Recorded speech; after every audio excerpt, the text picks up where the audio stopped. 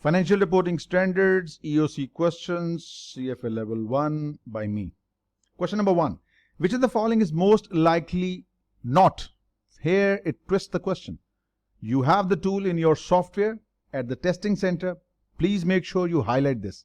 This is a very important tool. The second tool you will have in your exam is the striking out option. The option which you think to be incorrect, you will just simply right click on it. It will strike it out. This is a very handy, useful option because once you know this is wrong for sure, you will save a lot of time and focus your attention on A and B only. So this highlighting option and strikeout option will be very handy for you. So right here, which of the following is most likely not an objective of the financial statements? To provide information about the performance of the entity, it is an objective, true. B. To provide information about the financial position of an entity, yes, it is an objective. To provide information about the users of an entity's financial statement, this is a ridiculous option. I should strike it out straight away when I see this option. Financial statements do not provide information about the users. Why? We are the auditors, not the matchmakers, are we? So this is an absolutely ridiculous response, not expected from EOC. C is the right option. In fact, the incorrect one. Next. International Financial Reporting Standards are currently developed by which entity? IFRS Foundation, based in the US. No, it doesn't. IASB and FASB, these are the accounting standards well known. There are others as well. India has its own unique body that sets standards to be applied within the geographical boundary of India. So they have their own standards. IASB issues IFRS and ISS. IFRS Foundation doesn't set standards. It's a non-profit accounting organization and its main objective is the development and promotion of international financial reporting standard. It has set a subsidiary or what you can call a sub part of it is called IASB. So IFRS doesn't set standard itself. It's one of its arms, IASB, the one given the authority to set standards. So IFRS Foundation itself doesn't. Just like we have Institute of Management Accountants and its operating arm is ICMA. This is the one that conducts the exam, manages the exam. Likewise, so IFRS Foundation is a non-profit organization and one of its components, IASB, is delegated the power to set standards. So this is wrong. International Accounting Standard Board, IASB, correct. International Organization of Securities Commission, this is an organization that is in fact an umbrella organization that has membership of all major regulators across the world. So this is incorrect as well. So it's B. B is the right answer. US generally accepted accounting principles called the US GAAP are currently developed by which entity? The Securities Exchange Commission? No, they are the regulators. The Public Company Accounting Oversight Board, a very powerful entity within the US, PCAOB. This entity regulates CPAs. Unlike chartered accountants in India and Pakistan who are mighty warlords in their own right, no one asks them any question because they say we are self-regulating ourselves. Self-regulation is no regulation. There has to be a stick on your head by someone, held by someone else. Will keep on thwacking you and do something wrong. So PCAOB in the US is an entity that regulates the audit profession. So it regulates the audit profession, not GAAP. FASB is the body that sets the generally accepted accounting principles. So that's B. B is the right option. Next. The core objective of International Organization of Securities Commission, IOSCO, which is an umbrella organization of regulators, eliminate systematic risk. That's an impossibility.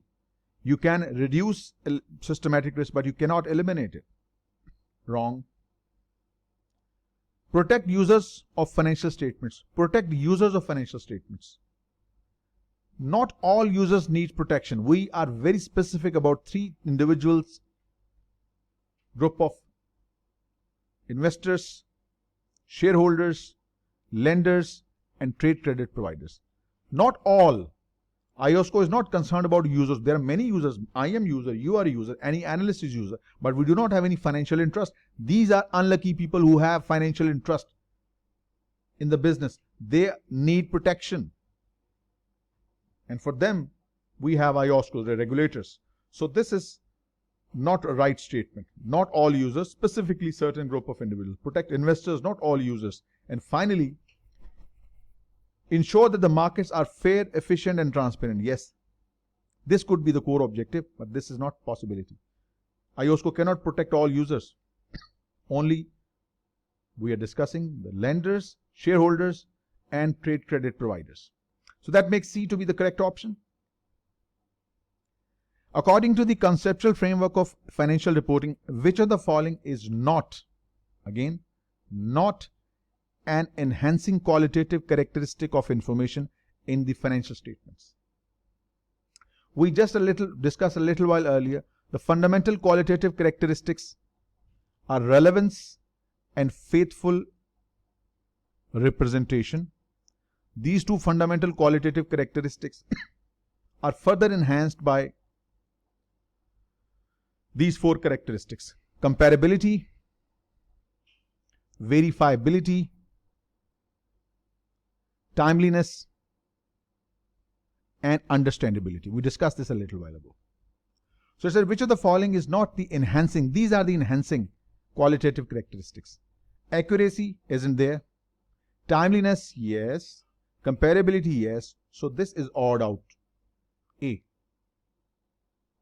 Next, which of the following is not a constraint on the financial statements according to the conceptual framework?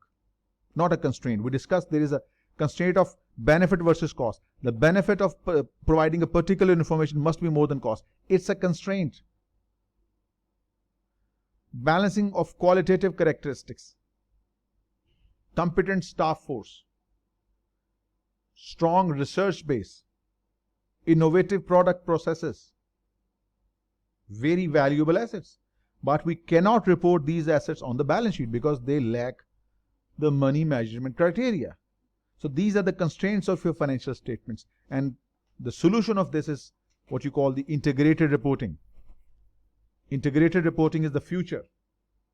Integrated reporting contains not only your financial statements, but also different types of capitals. That's not the agenda for today. So right now, your financial reporting framework has these two constraints, and to some extent it has been overcome by integrated reporting. We'll discuss somewhere in the future.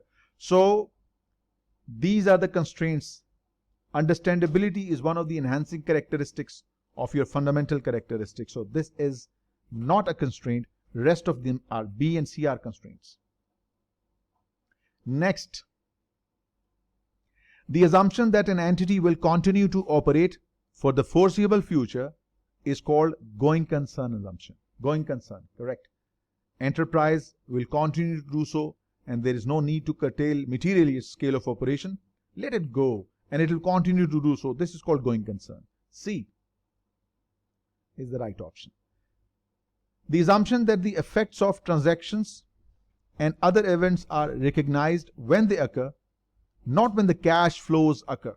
When the transactions are incurred, expenses incurred, income is earned, must be recorded irrespective when the cash is received or when the cash is paid. This is called the accrual based accounting. Remember, the US GAAP and IFRS only allow accrual based accounting. Cash based accounting, MAFI allowed. B. Next. Neutrality of information in the financial statement most closely contributes to which qualitative characteristic? There were two fundamental characteristics: relevance and faithful presentation. So when we say faithful representation, it includes neutrality, freedom from bias, freedom from prejudice. So freedom from bias and prejudice, being neutral, so information that needs to be given without any bias, faithfully representing, this is within the faithful representation, so that makes C to be the correct option. Next.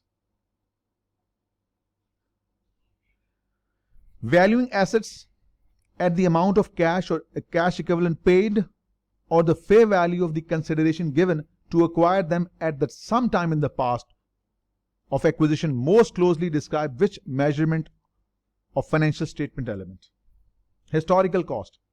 Historical cost means the consideration paid, cash paid, or any cash equivalent paid to acquire that particular asset. That measurement base is called the historical base. And as I said, the long-lived assets under the US GAAP are to be reported at historical cost.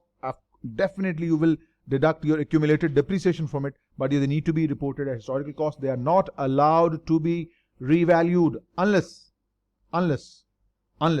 that property is explicitly declared as a property dividend. Like a piece of land, a company has a piece of land of $80,000.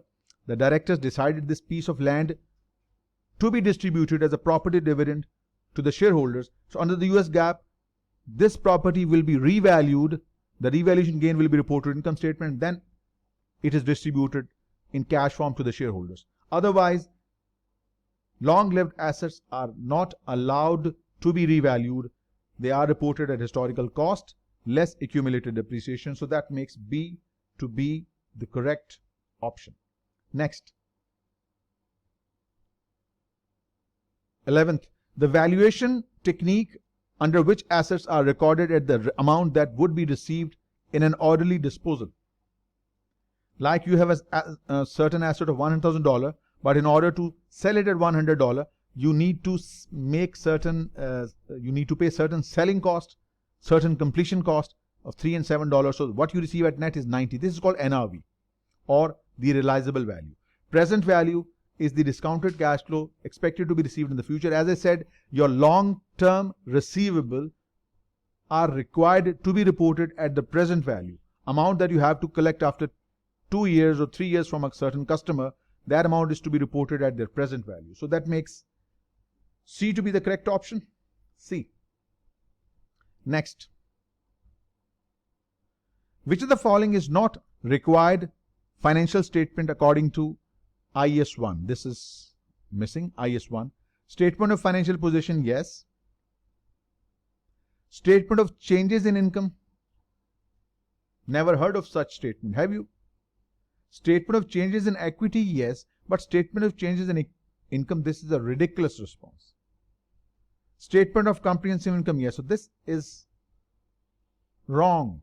It's not a required statement. In fact, it's not a statement at all. There is no such statement in existence. Statement of changes in equity. Next, which of the following elements of financial statement is most closely related to the measurement of performance? When you say performance, you're talking about the income statement. When you talk about the income statement, you're talking about the revenues, expenses, gains, and losses. Collection of these four gives you income statement. Revenue, gains, expenses, losses. The difference between revenue are recurring receipts, regular incomes. Gains are one-off, not frequent.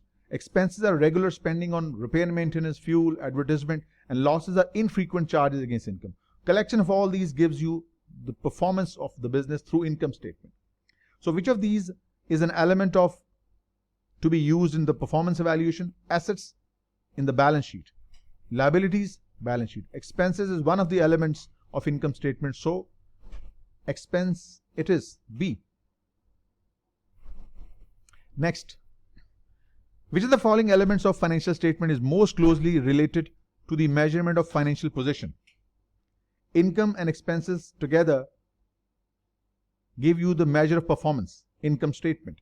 Equity is a component of your balance sheet. It is a measure of your balance sheet, of financial position. Statement of changes in equity is the right statement. A is the right answer. Next. Which of the following disclosures regarding new accounting standards provide the most meaningful information to an analyst? Again, which of the following disclosures regarding new accounting standards provide most meaningful information to an analyst? A. The impact of adoption is discussed. In disclosures, the company has discussed how this adoption has impacted our financial statement. If the impact of adoption is given, this will satisfy the analyst, the justification of the new standard and how it has affected, all done. The standard will have no material impact. If it has no material impact, it has no consideration for the analyst, has no utility for the analyst. Management is still evaluating the impact, and it has not been reported, so it has limited utility for the analyst. How would it impact if it is given in the disclosure? That has a utility for the analyst that he can make use of in his analysis. So that makes A to be the correct option, and it ends your EOC financial reporting standard.